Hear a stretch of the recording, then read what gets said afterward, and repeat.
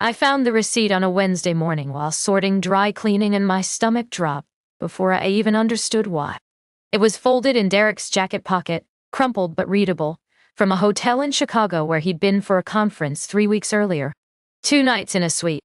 Room service at 1:15 in the morning. A minibar charge. The total made my hands go cold. I stood there in our laundry room holding his jacket, and the air felt too thick to breathe through. The receipt had a date and an itemized list and a room number, and I kept reading it over and over like the words might rearrange themselves into something that made sense. We'd been married 12 years. We had a quiet house in a suburb with good schools we never filled with kids because life kept being too busy. Derek traveled for work as a regional tech manager, and I worked at a nonprofit doing grant coordination. From the outside, we looked steady. Dinner, parties, shared friends. A mortgage, we split evenly. But I'd been shrinking for about a year without admitting it to myself.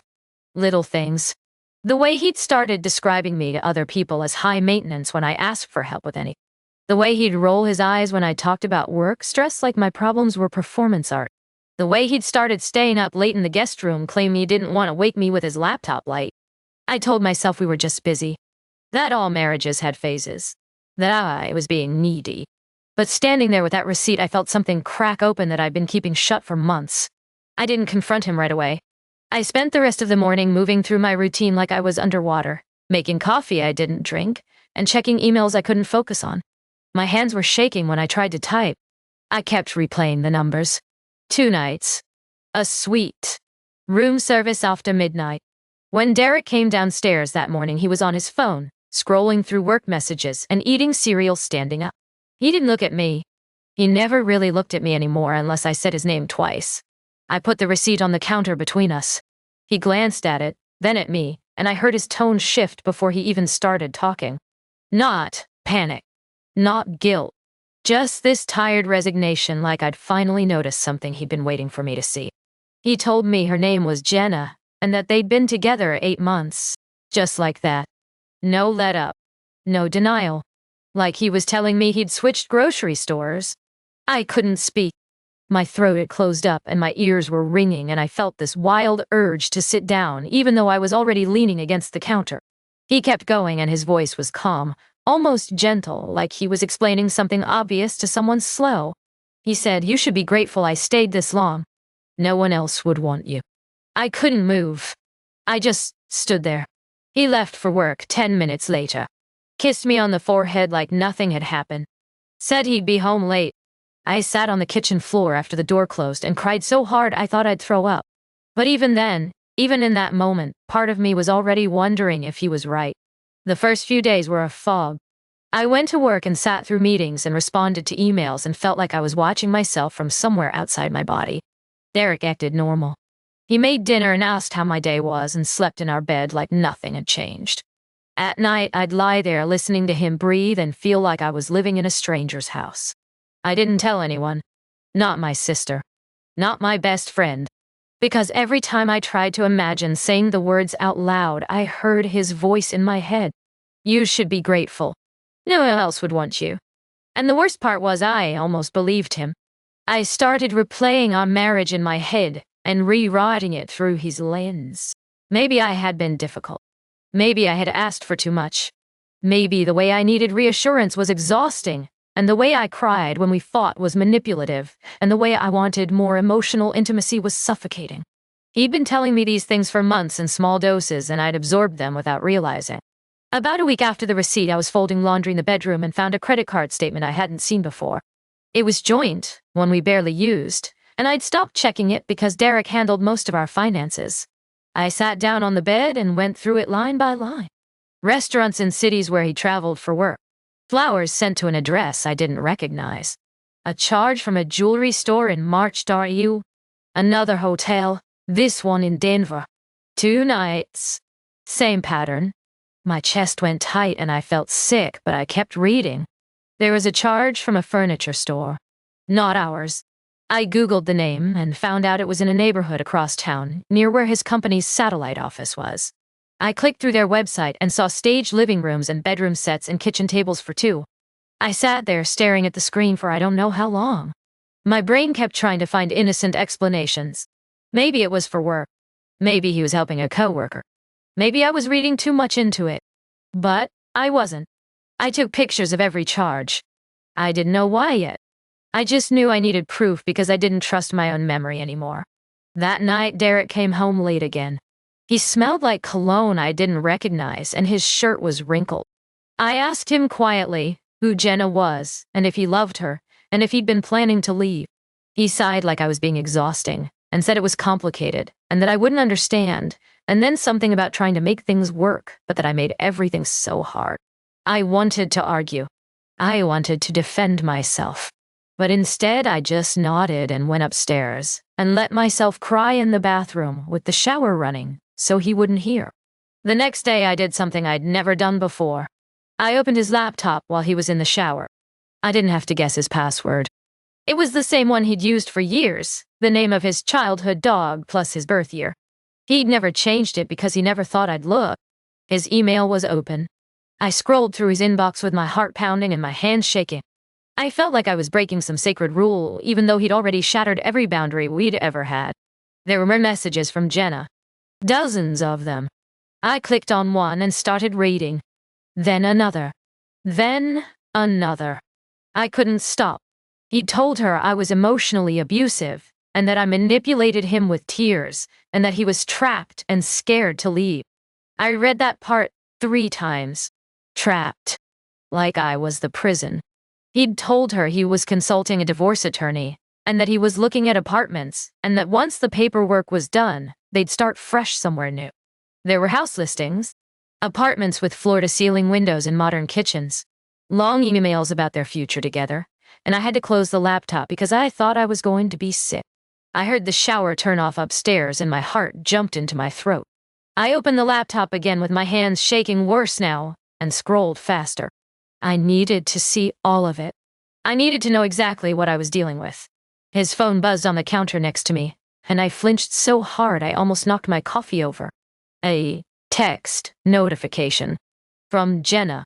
Just her name on the screen. I closed everything and walked away before he came down.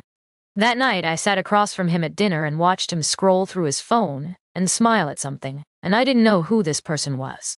He looked up and asked if I was okay, and his voice was soft and concerned like a stranger trying to comfort someone in distress. I kept saying I was fine to everyone who asked. I didn't leave right away. I didn't hire a lawyer. I didn't pack his things or change the locks or do any of the dramatic things I'd imagined other women doing. Instead, I stayed. And I documented everything. I kept my phone nearby and took photos of receipts and statements and messages. I screenshotted his emails when he left his laptop open.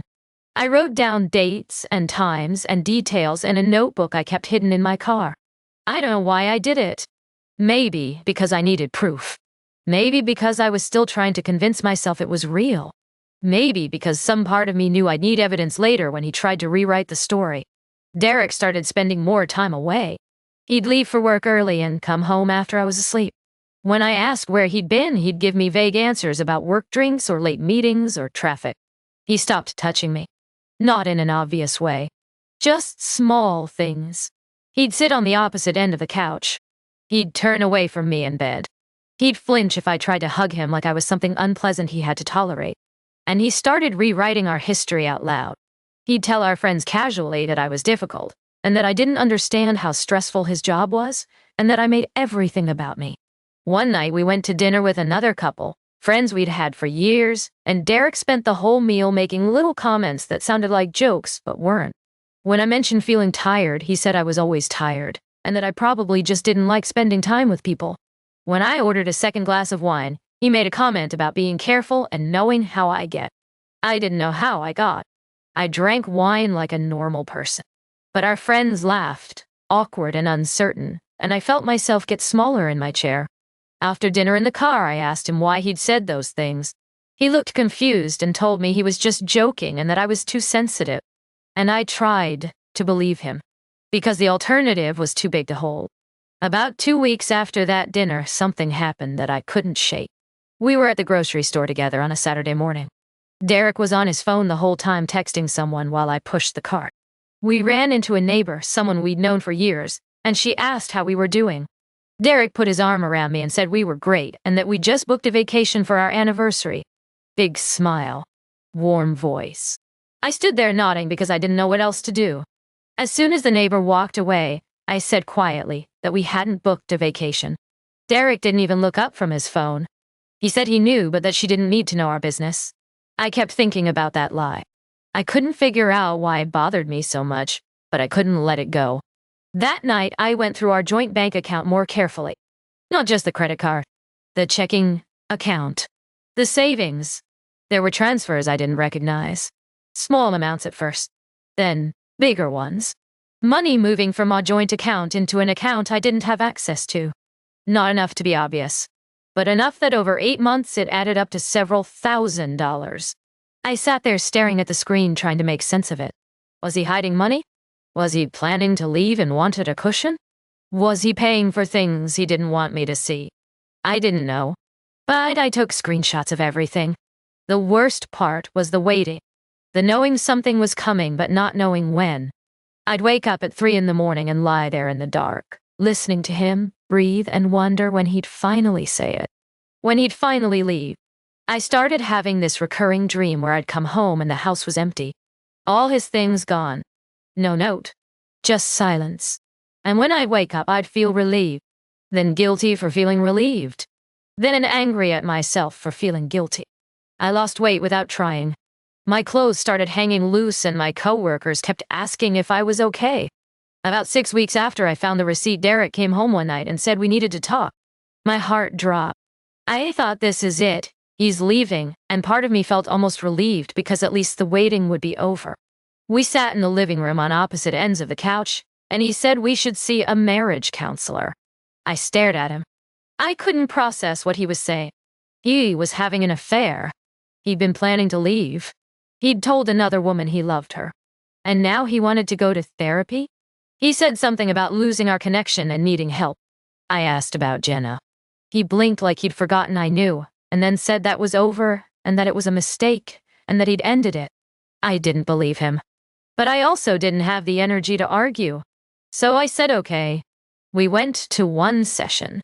The therapist was kind, older, with a calm voice. She asked us to describe our relationship. Derek went first and spent 20 minutes making me sound crazy. I sat there listening and felt like I was disappearing. When it was my turn, I didn't know what to say. I started crying before I even opened my mouth, and that just proved his point. The therapist asked me gently if I felt safe in my marriage. And I said yes automatically because I didn't know how to say anything else. After the session, Derek told me I'd made myself the victim in there. And I apologized. I actually apologized. For making him look bad. For not being stronger. That night, I went into the bathroom and looked at myself in the mirror and didn't recognize the person staring back. 2 weeks after the therapy session, Derek told me he had another work trip. Boston this time. 3 nights. He'd be back Friday. I nodded and said okay and watched him pack. After he left, I sat in the quiet house and felt something shift. Not anger. Not sadness. Just clarity. I called a divorce attorney. I didn't know how to find one, so I Googled divorce lawyer near me and picked a firm with good reviews and a woman's name. Her assistant answered and asked what I needed. I said quietly that I thought I needed to get divorced. She scheduled me for the next day. The lawyer's name was Patricia. She was in her 50s with short gray hair and a no-nonsense voice. She asked me to tell her what was happening, and I did. I told her about the receipt and the affair and the gaslighting and the credit card charges and the emails and the money transfers. I brought my notebook. I brought my phone with screenshots.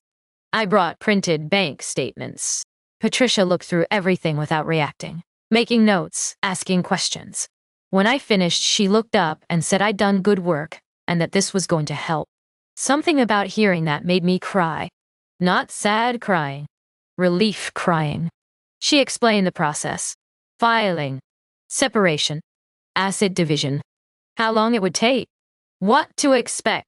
She said it wouldn't be fast and it wouldn't be satisfying in the way I might want it to be, but that I'd come out the other side with my dignity intact. I retained her that day. The next week, I had the papers drawn up. I didn't serve Derek right away. I waited until I had everything in place. I opened a separate bank account. I moved important documents to my sister's house. I made copies of everything. When Derek came home from Boston, he was cheerful. He brought me flowers. He suggested we go out to dinner, just the two of us, like old times. I said okay. We went to a restaurant we used to love back when we were dating. Candlelight. Soft music. Expensive wine. Derek talked about work and his trip and didn't ask about me. He never asked about me anymore. Halfway through the meal, I told him I was filing for divorce. He stopped mid-sentence. He put down his fork. The air between us went cold. I said it again, quieter. That I had already hired a lawyer. That the papers were being drawn up. I heard his voice go tight. He said I couldn't do that, and that I didn't have a reason, and that people make mistakes, and I was overreacting. The waitress came by to refill our water, and we both smiled at her like nothing was wrong. As soon as she left, he leaned forward and told me low and quiet that if I did this, I'd regret it. I didn't answer. I just looked at him, and for the first time in months, I didn't feel small. We finished dinner in silence. He paid the bill. We drove home. He didn't speak to me for 3 days. On the 4th day, he moved out. He didn't say goodbye. He just packed his things while I was at work and left his key on the counter. The divorce wasn't fast. It wasn't satisfying. It was slow and procedural and exhausting. Derek hired a lawyer who tried to argue that I was financially dependent and emotionally unstable. They wanted me to accept less. They wanted me to walk away quietly. But Patricia didn't let that happen. We went through everything. The joint accounts. The credit card charges. The house. The retirement funds. The down payment I'd made on the house from my inheritance. Money my grandmother left me that I'd put into our shared life without thinking twice. Patricia argued that Derek had used joint funds for his affair. Hotels and dinners and gifts. She had receipt. She had timestamps. She had proof. Derek's lawyer tried to say it wasn't relevant, and that personal spending didn't matter in a no-fault state. But it mattered to the judge. Not in a dramatic way. Just in a quiet, procedural way. The kind that added up. I kept the house, because the down payment was mine. Derek reimbursed me for affair-related spending. He bought me out of part of his retirement account. It wasn't revenge. It was accounting. While the divorce was happening, Derek moved in with Jenna. I didn't know where at first. Then one of our mutual friends mentioned seeing them at a grocery store together looking domestic. She said they seemed happy. I didn't feel anything when I heard that. Not jealousy. Not anger. Just this weird kind of distance, like hearing about strangers. Derek started telling people his version of the story.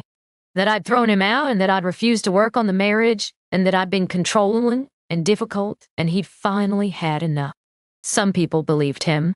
Some people pulled away from me, uncertain, not wanting to take sides. But some people didn't. Derek's mother called me 3 weeks after he moved out. Her voice was shaking. She asked me to tell her the truth about what happened. I didn't want to. I didn't want to relitigate everything. But I also didn't want her thinking I was the villain in her son's story. So I sent her the receipt, the emails, the credit card statements, everything. She called me back an hour later, crying. She kept apologizing, saying she didn't know, saying Derek had told them I was unstable. She said she'd confronted him and he'd hung up on her and that she didn't know who her son was anymore. I told her it was okay, and that I didn't blame her, and that I knew he was good at rewriting things. She still calls me sometimes, more often than she calls him. About 4 months into the divorce, something happened at Derek's work. A co-worker filed a complaint with HR. Not about the affair directly, about a reporting line issue. Jenna worked under Derek's supervision. She always had, and their relationship created a conflict of interest that had been quietly ignored. Someone else got passed over for a promotion and decided to make noise. I didn't know about this when it was happening. I only heard about it later, and even then I wasn't sure what would come of it. HR didn't do anything dramatic. They didn't fire anyone. They didn't issue press releases. But they opened an investigation. They interviewed people. They reviewed emails. And quietly over several months, things shifted. Derek got moved to a different role. Same pay but no direct reports. There was a formal reprimand that went in his file. And slowly over the next year he stopped being considered for promotions. I found out from the same friend who'd seen them at the grocery store. She worked adjacent to his department and heard things through the office gossip network. She said Derek had been furious that he'd threatened to quit, but he didn't because he couldn't afford to. Not with the divorce settlement and the new apartment and the life he was trying to build with Jenna. I didn't feel victorious when I heard that. I just felt tired. The divorce was finalized 8 months after I filed. I got the house, and my inheritance reimbursed, and a clean break. Derek got his freedom. And Jenna died. For about 6 more months. I didn't hear about the breakup directly. I heard it from Derek's mother, who heard it from Derek's sister, who'd stayed in touch with Jenna on social media. Jenna found messages on Derek's phone. Texts with another woman. Someone from work again. Flirty and borderline inappropriate. The same pattern I'd seen, but earlier in the cycle. When she confronted him, he used the same script. That she was overreacting, and that she was being insecure, and that she didn't understand how stressful his job was. Jenna ended it. She moved out. And Derek was alone. About a month after that, I got an email from him. Late at night. The subject line was blank. He said he'd been thinking about how things ended, that he wished we'd handled it differently, that he hoped I was doing okay. He didn't apologize. He didn't admit fault. He just said he missed the life we'd had. I read it once. Then I archived it. 2 weeks later, another email. This one longer. He said he'd made mistakes, that he'd been under a lot of pressure, that he hoped we could talk sometime as friends just to catch up. I didn't respond to that one either. I moved 6 months after the divorce was finalized. Not far, just to a different neighborhood. Somewhere that didn't feel like ours. Somewhere I could walk through without hearing his voice in every room. I started therapy. Real therapy, not the kind where someone tries to make me the problem. I worked through the gaslighting and the self-doubt and the year I spent shrinking. It took a long time, but slowly I started recognizing myself again. I started dating about a year later, cautiously. I almost canceled the first date 3 times because I kept hearing Derek's voice. You should be grateful. No one else would want you. But I went, and the guy was kind. Not perfect, not magical, just kind. And that felt revolutionary. We've been together 2 years now. He doesn't make me feel grateful for basic decency. He doesn't rewrite history. He doesn't make me feel small. Derek still lives alone, last I heard. Same job, no advancement. Small apartment. His relationship with his parents is distant. They still check in on me more than they check in on him. Sometimes I still hear his line in my head. You should be grateful I stayed. No one else would want you. But it's getting quieter. Fading. Losing its grip. If this happened to you, you're not the problem. Thanks for listening. If this one hit close to home, feel free to like or subscribe. We upload new stories every day, and I'll be back tomorrow. Take care of yourself.